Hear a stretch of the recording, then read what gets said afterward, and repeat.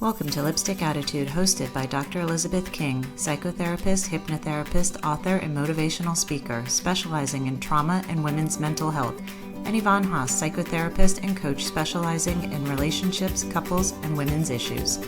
This show is your dose of inspiration, information, and laughter. In each episode, Dr. King and Yvonne bring you hacks, tips, and inspiring stories to help you live a successful life. So ladies, grab your lipstick. It's time to do this. The Lipstick Attitude podcast is powered by Suit Stilettos and Lipstick Foundation, a nonprofit movement to empower women and children from all walks of life to be resilient, self-confident, and purposeful leaders through education, mentorship, and community outreach. To learn more, visit sslwomen.org. Please note that this show is intended to empower and educate. It is not meant to be utilized as a substitute for individual therapy. Well, hello, everyone. Hello. This is the Lipstick Attitude, and I am Dr. Elizabeth King. And today we have a very exciting show. My co-host, Yvonne Haase, is going to help me interview this amazing woman, which we will share in a moment, her life story and tricks and all kinds of life hacks for you to be successful. So welcome, everyone. Welcome, Yvonne. Welcome, Melissa. Good morning. Good morning. Buenos dias. Good to talk to both of you. Buenos dias. I love it when you start with that little bit of Spanish. I get to be with my peeps, Yvonne. Okay. I'm sorry. I'm from Miami. I got gypped on the tan and I got gypped on the beautiful Spanish accent. I got nothing. Yeah. But you're not gypped because I'm your bestie. So that's right. It all works out. I have my Spanish interpreter with me wherever I go. It's perfect. Melissa, you don't know this about us, but Yvonne and I, number one, are best friends.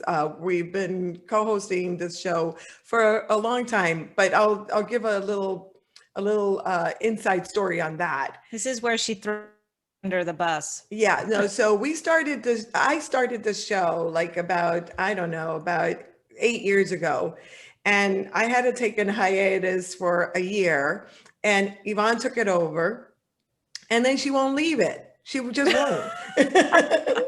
I came back and she says, well, it's the Dr. Elizabeth King and Yvonne show. Let's do it together, yes. So since then, for 3 and it wormed my way in there. And she won't leave. So it's the Lipstick Attitude with Dr. Elizabeth King and Yvonne Haase. I just want to make everybody knows I was not asked to leave the show, so it's not like you're going to need to go. And I said, I'm not doing that. Show. She would tell me no. Anyway, I would cry. She would cry and say no. So no, I actually love doing the show with her. As you will see, we're very different, but we have such a blast doing it, and we get to interview some most incredible women and men on this planet. So, I mean, how blessed are we? That's wonderful. That's always great. Partnerships are always important. They're really important.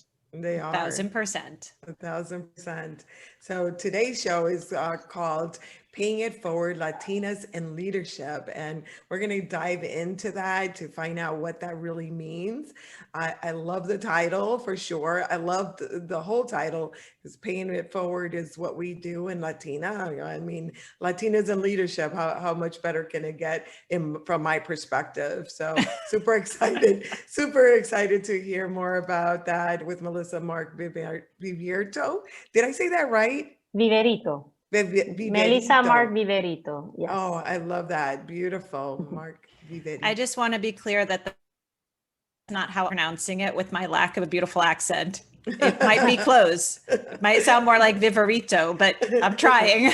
Close enough. Awesome. It's beautiful. Yvonne, do you want to go ahead and do the formal introduction, please? Absolutely. So we are super excited to interview one of our panelists for the upcoming SSL Lead Out Loud Women Empowering Women Virtual Summit on March 8th. Super excited. And the shameless plug, if you haven't purchased your ticket yet, you can do so at ssl.org.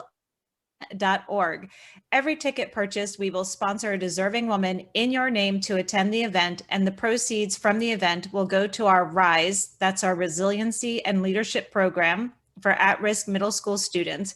Again, jump on to sslwomen.org org and join us for this powerful night as we celebrate International Women's History Month. The lineup of speakers and panelists are absolutely going to blow you away. And plus, we get to glam up, and who doesn't miss glamming up in the time of COVID and virtual events? I totally miss it. Me too. So I know. I don't even know if my feet go into stilettos anymore, but they're going to on March 8th. Yes. So we're even if we don't see your feet, even if we don't see your feet. I'm going to make sure to show everybody my feet at the event if right, the shoes go on. Okay, good. Okay. So we're going to have a little bit of girl time, and guys, we don't mean to scare you away. You are, of course, also welcome. So with no further ado, now that you have jumped on to purchase your tickets, I would like to introduce our special guest, Melissa Mark-Viverito. Melissa is an equity-centered activist and an intersectional social justice champion with 20+ years success record, fiercely advocating for diverse communities at the local and national levels. Her career has been defined as a series of firsts, including being the first person of Latino heritage, first person of color, and first Puerto Rican women to serve as Speaker of the New York City Council, where she presided over 51+ council members and negotiated a $72 billion annual budget. Whoa. I have a hard time doing my own budget, which is nowhere near that amount. So that's something to be said for sure. So we are super excited to have you. Welcome to the show. Thank you so much for the invitation. A pleasure to be here. Awesome. So first we have to find out, because we like to ask all of our panelists, why did you say yes to being a panelist for our virtual summit on March 8th? Well, March, as we know, and March 8th in particular, right, International Women's Day, as a Latina, as someone that has broken many barriers and been a first in many settings, I just think it's important for women to come together, right, to hear our stories, our experiences, to let people know that everything is possible, that we still unfortunately live in a patriarchy where our voices as women are often overlooked and dismissed. So there's still a lot of work to do. So I think that those moments of women coming together, really to feel that power, to know that it's possible, to share those experiences is a way of really continuing to inspire and motivate for the work ahead. And so any opportunity that is presented to be able to do that, I really do welcome it. It doesn't hurt that one of your board members is a dear friend, and Janet Lopez. And so when she reached out to me and said, listen, Melissa, I want you to introduce you to this wonderful organization. And by the way, would you mind joining this event? I was like more than happy to look at it, to learn about it, and to join. Well, that's awesome. Hopefully our Janet did not bribe you, but whatever it took to get you on here, we appreciate her doing so. So happy. And even if she did, we'll never tell. We'll never tell. It's all good. It's all good. No, I love what you just shared. Also, when I read your bio, and even when I spoke with you, we did a little get to know each other talk a couple of weeks ago, and when I read your bio, I was just blown away by the work that you've done.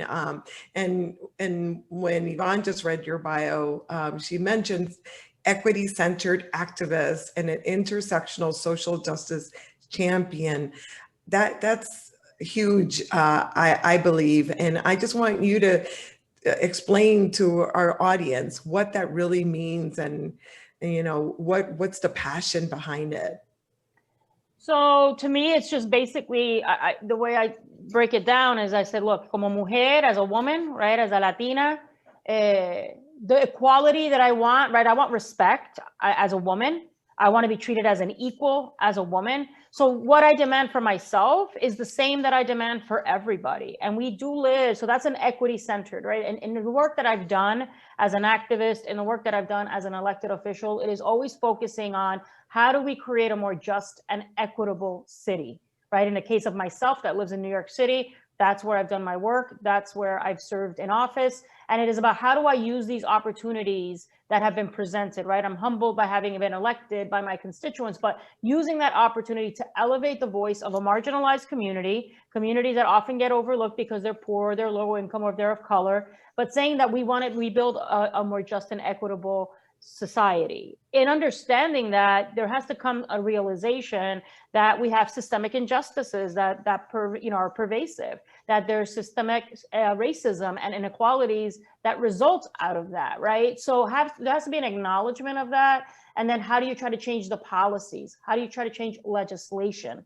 How do you adopt budgets that really embrace that concept of equality, right? And so what I say is the same rights that I want for myself are the rights that I want for my African-American brothers and sisters, for my immigrant brothers and sisters, for my LGBTQ brothers and sisters. We need to talk about creating equality for everybody, right? And that's the lens through which I operate. And that's my moral compass. And so I think that that's important that we talk about that and centralize that in who we are as people and the work that we do. I love that. And I love all of the different communities that you were mentioning, because I do believe that so many are so underserved, and I think are underlooked as underserved populations, even though, much of society talks about it, not a lot of people are taking action for it. So how did you then get into this line of work? Like where did you start, and how did it grow to where it is now for you?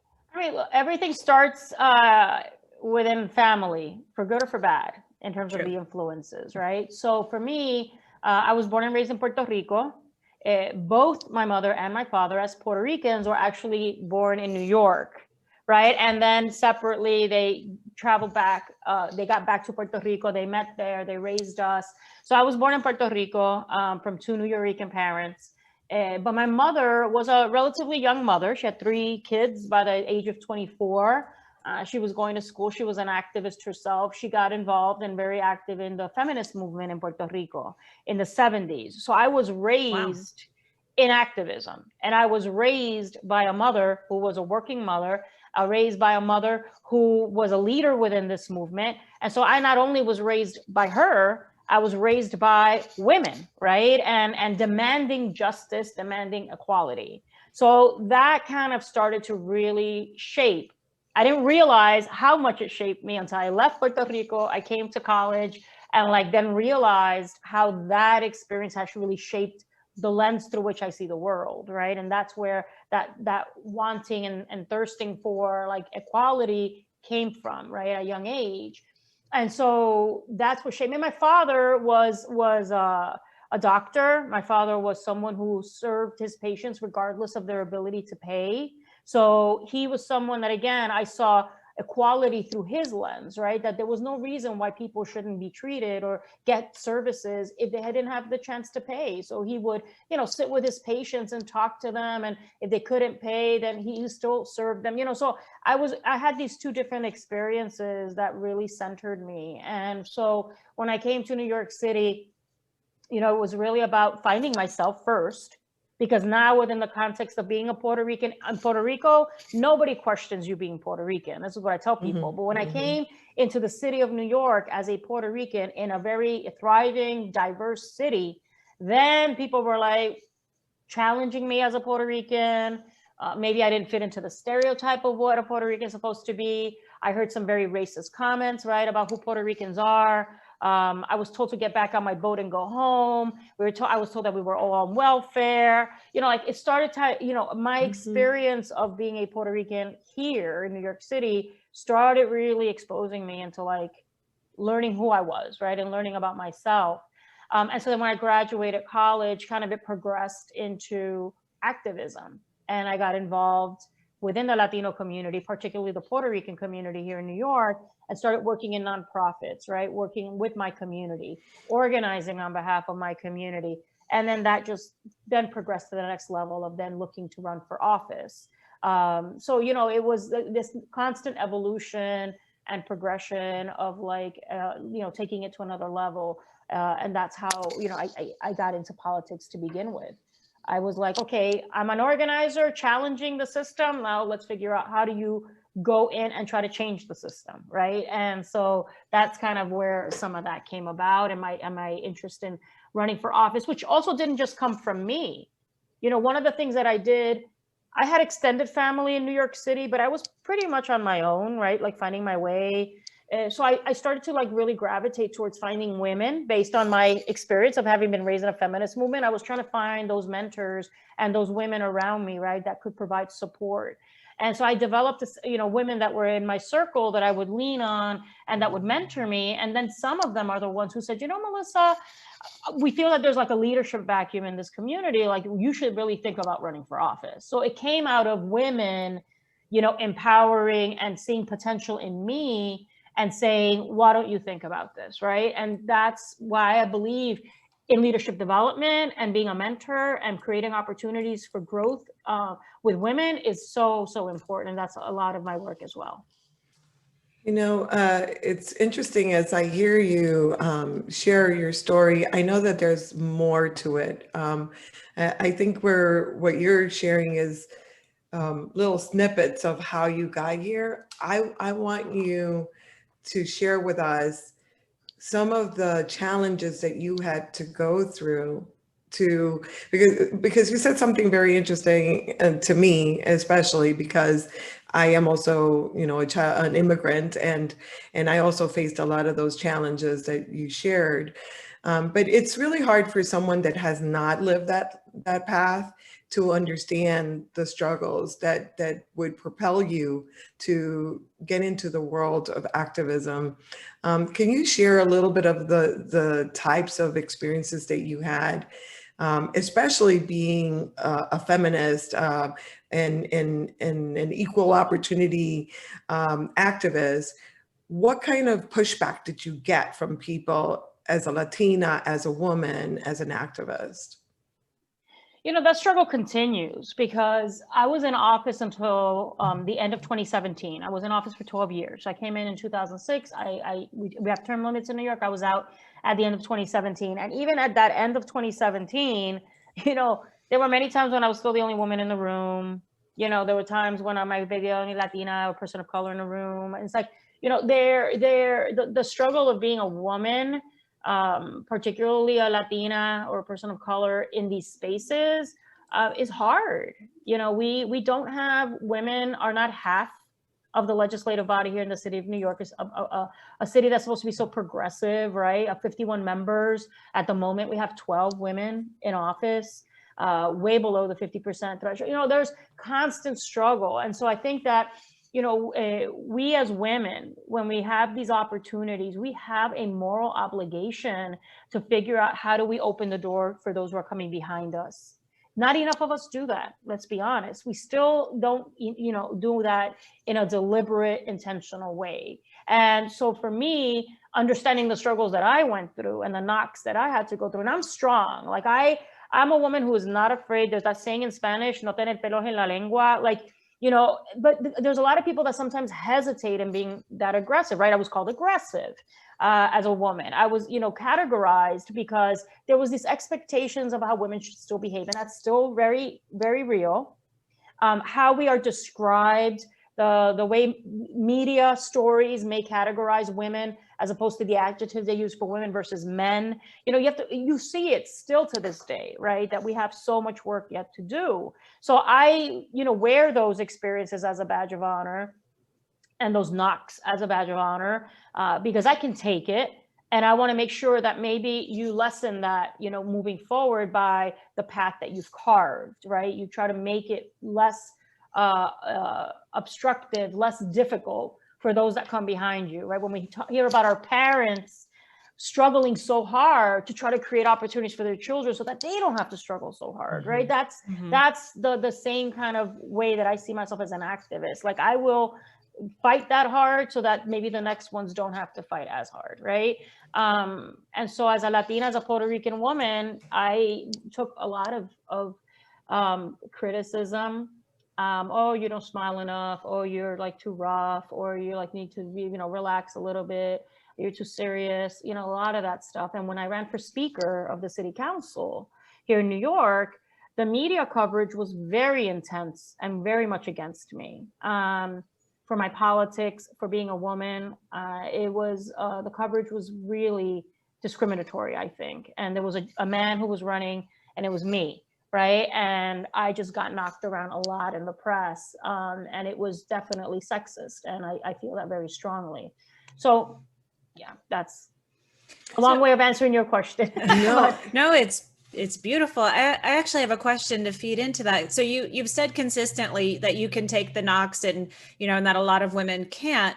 Were you always able to take the knocks, or were there times where you were like, this is tough and this is really bothering me or hurting me, or were you able to, how did you kind of learn to take those knocks, I guess, is the question. To me, it becomes, well, there's a couple of things. And this is where, one of the things I've shared in the pre-interview is, I've always been a very focused, very hard worker, but a very private person, right?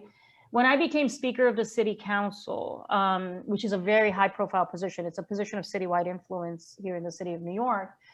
So I had a platform, right? And I believed I had an obligation to talk about issues that were hard to talk about, right?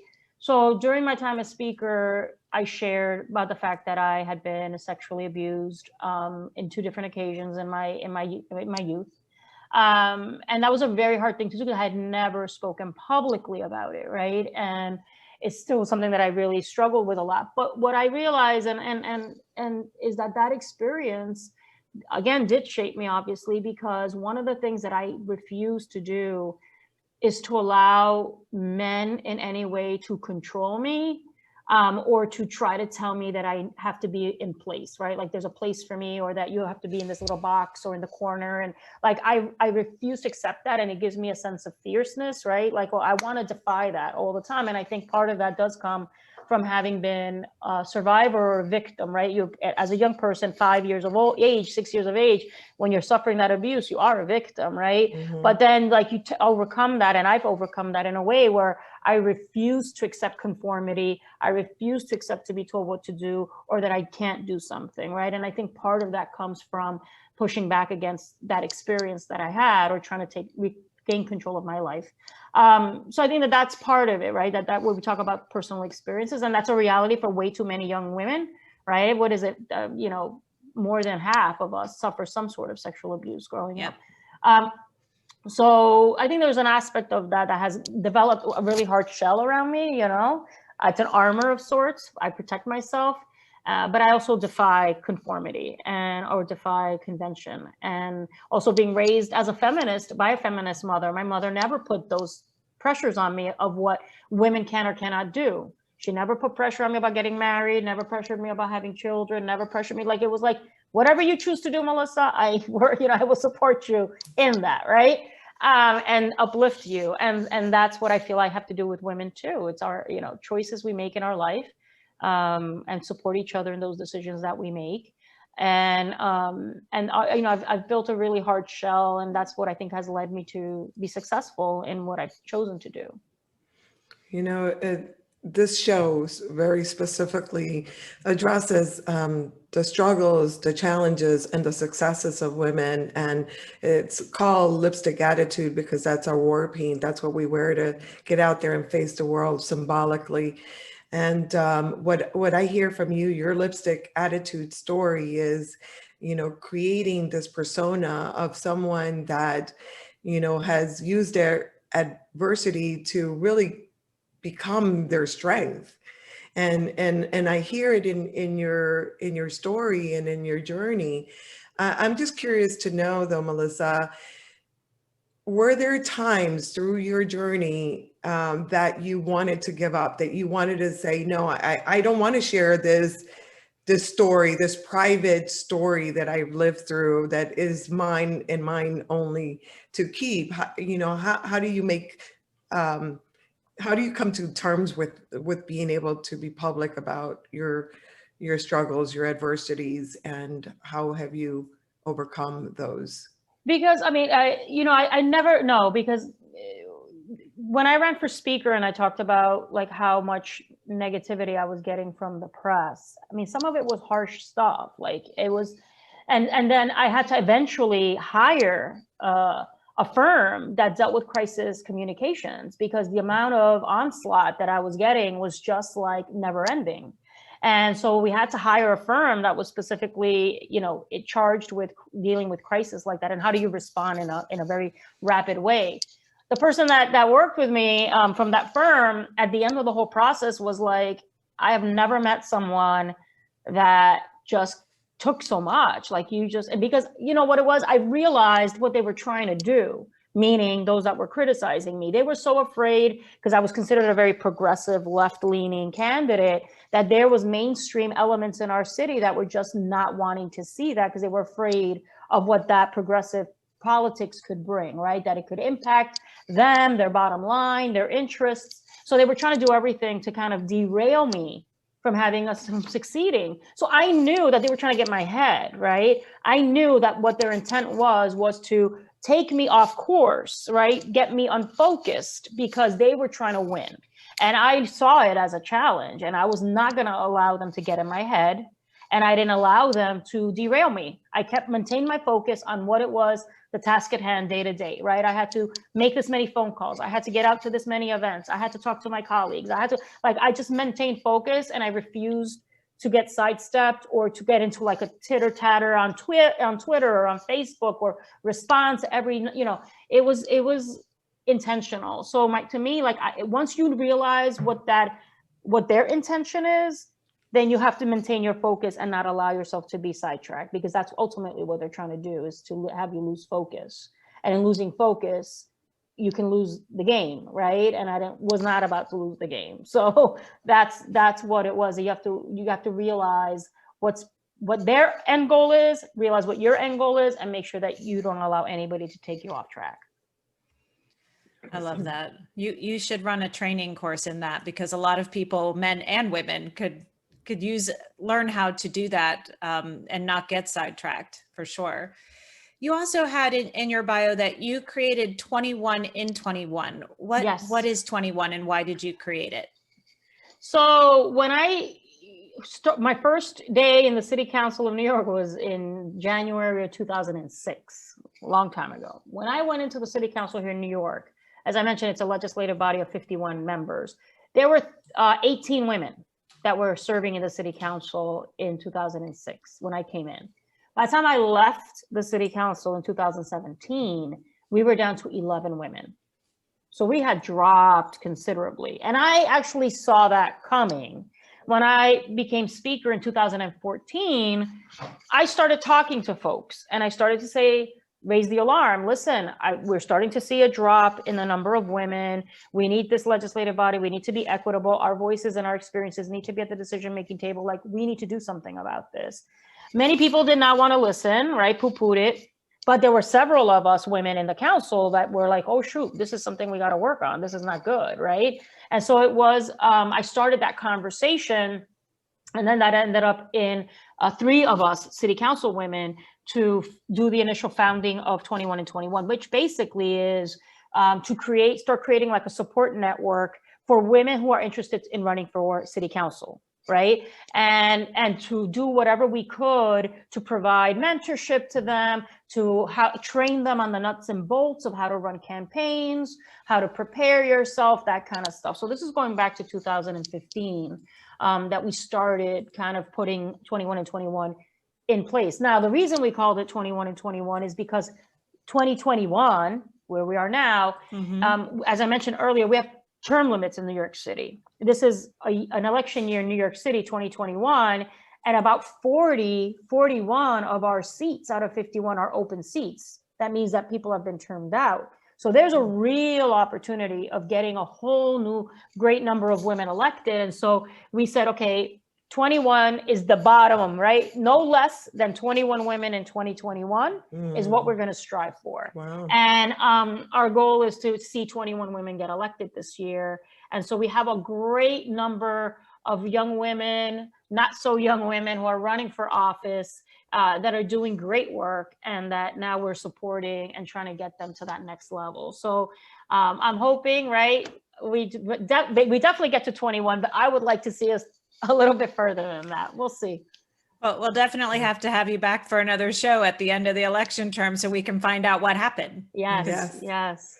Best of luck to you. And hopefully the audience that will be listening to this program, if there's someone out there that could either support or that wants to run in New York, that's in New York, that's a woman, maybe they can reach out to you and find out what they need to do, because we certainly want to have that representation all across the nation for sure. I'd love to see other cities do similar, right, I would networks love and that. create that. That'd be really great to see more women get into these positions across the country. Yep.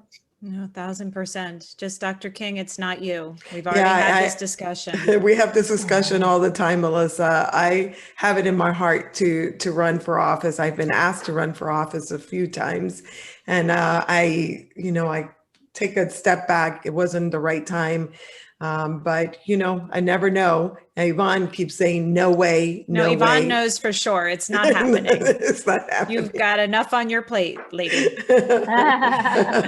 For sure. And besides, wherever you go, I have to go too. So, and I have enough on my plate too. So we're not doing it. That's the bottom line. That's the bottom line, my friend. That's the bottom line. That's the bottom line.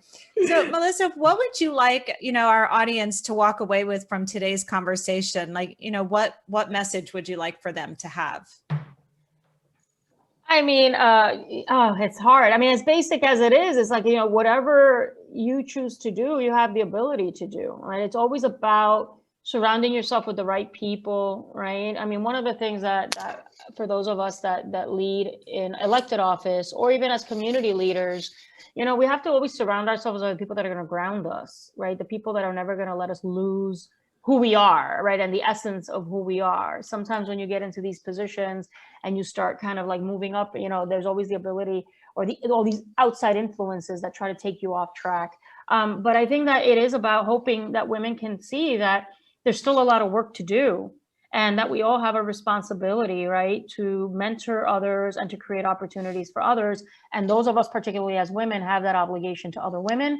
And those of us, particularly that represent marginalized communities, as Latinos, for instance, in this case, that we have the responsibility to do that as well. And so that's the challenge.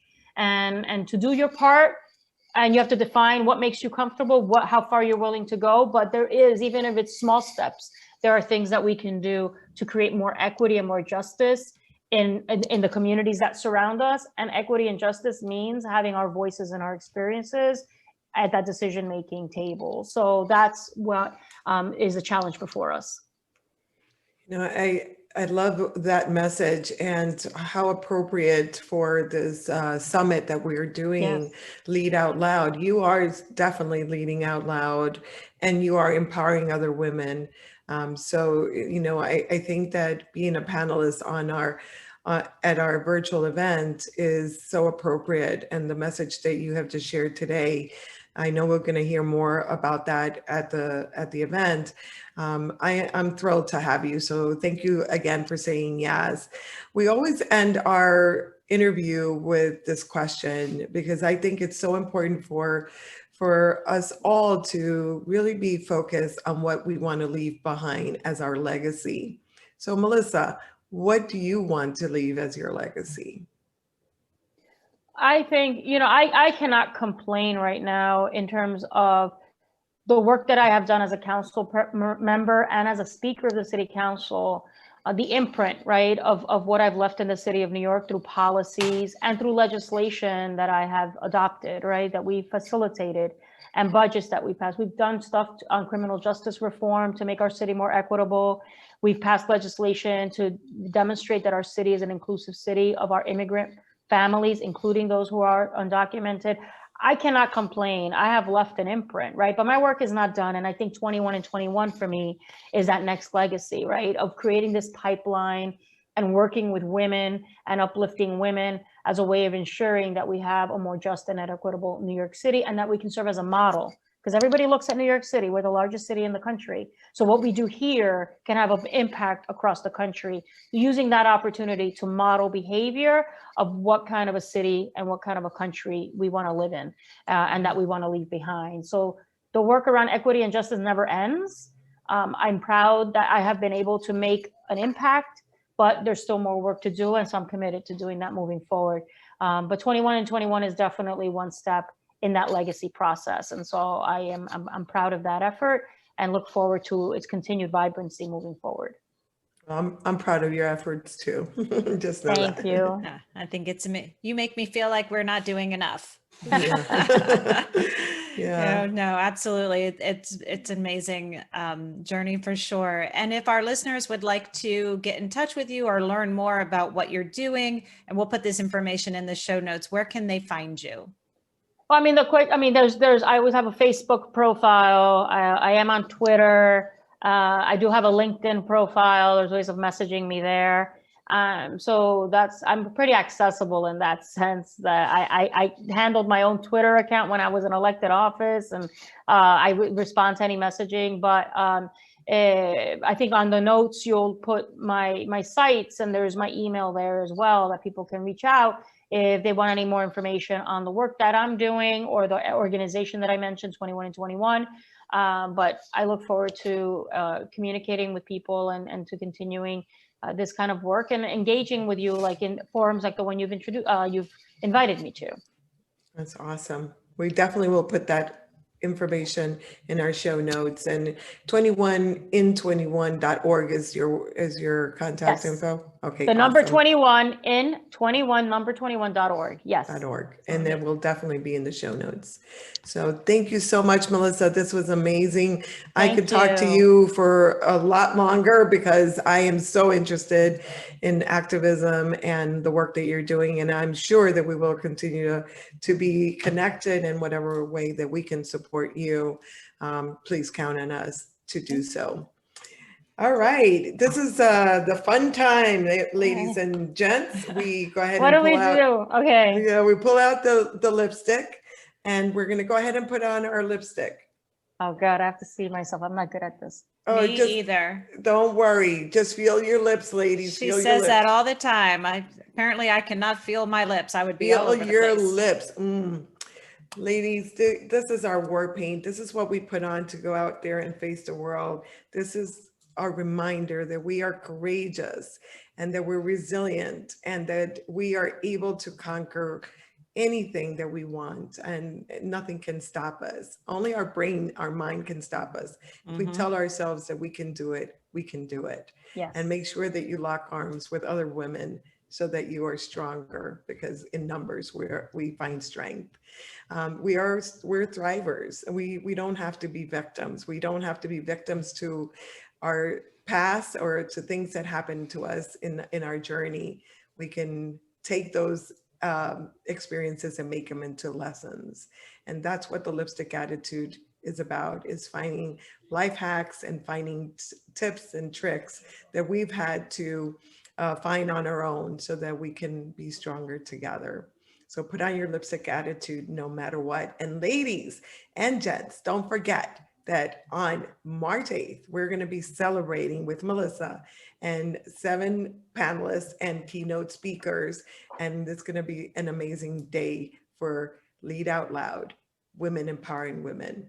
And remember, that is sslwomen.org to register. And for every person that registers, we will sponsor a woman, a deserving woman in need, to attend the event, because we want to make this available to every woman to celebrate our womanhood together. So on March 8th, we hope to see everyone. Melissa, thank you so much for your time and your expertise and your passion and everything that you brought to the show and will be bringing on March 8th. Thank you so much.